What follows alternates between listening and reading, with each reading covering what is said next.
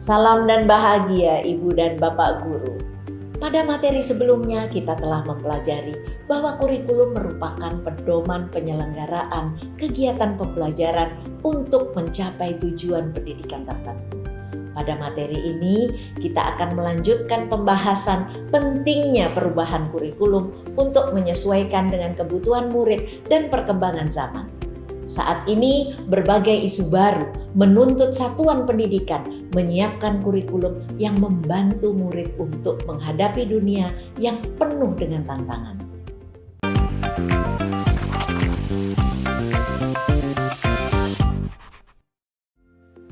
Dari materi sebelumnya, kita mempelajari bahwa kurikulum yang baik adalah kurikulum yang sesuai dengan zamannya.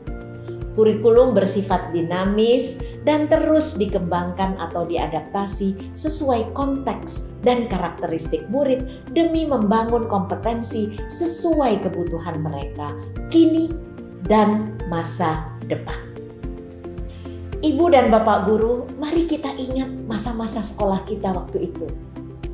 Apakah Ibu dan Bapak Guru menyukai saat-saat mengerjakan tugas sambil mencari referensi buku di perpustakaan? Atau adakah Ibu dan Bapak Guru yang dulu menggunakan disket untuk mengumpulkan tugas? Wah, ternyata sudah lama ya masa-masa kita menjadi murid.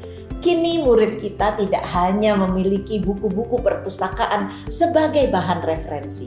Berbagai materi bacaan dapat mereka jangkau melalui internet, termasuk referensi dari perpustakaan-perpustakaan terbaik di dunia. Betapa zaman sungguh berubah ya, Ibu dan Bapak Guru. Ketika kita menjadi murid, mungkin cita-cita kita hanya menjadi dokter, polisi, tentara, atau tentu saja jadi guru.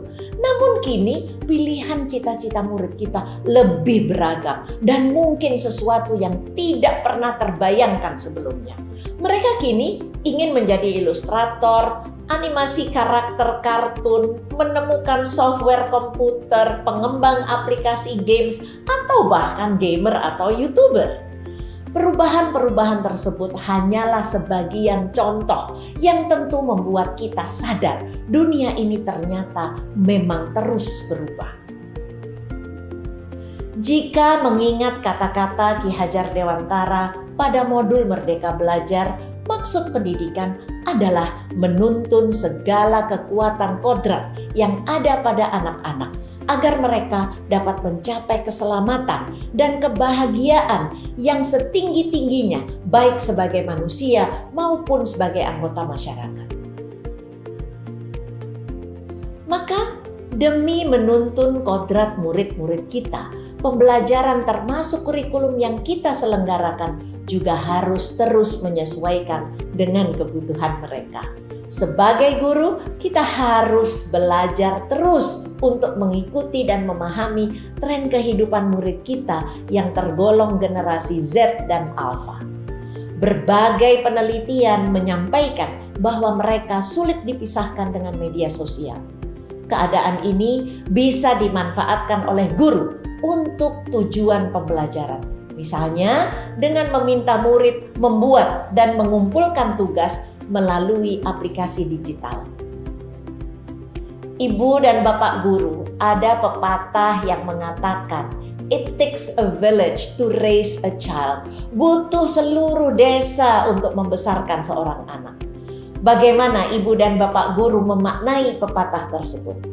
Pepatah ini menyiratkan perlunya peran orang tua, masyarakat, dan sekolah dalam mewujudkan kurikulum yang berpihak pada murid.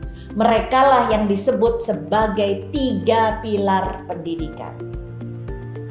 Oleh sebab itu, ketika kita merancang kurikulum, kita harus menempatkan kebutuhan, pendapat, pengalaman, hasil belajar, serta kepentingan murid sebagai rujukan utama.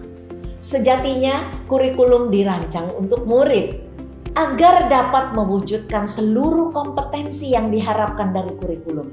Semua pihak harus berkolaborasi maksimal.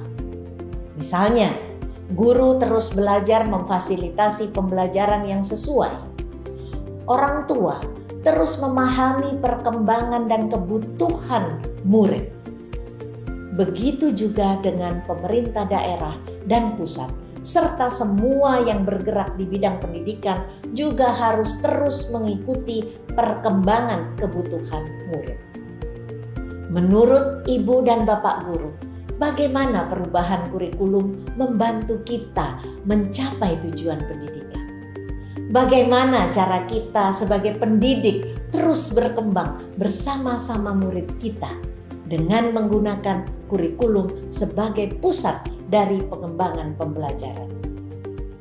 Mari kita tetap bersemangat menghadapi dan menjadi bagian dari perubahan ke arah yang selalu lebih baik. Salam dan bahagia, Ibu dan Bapak Guru.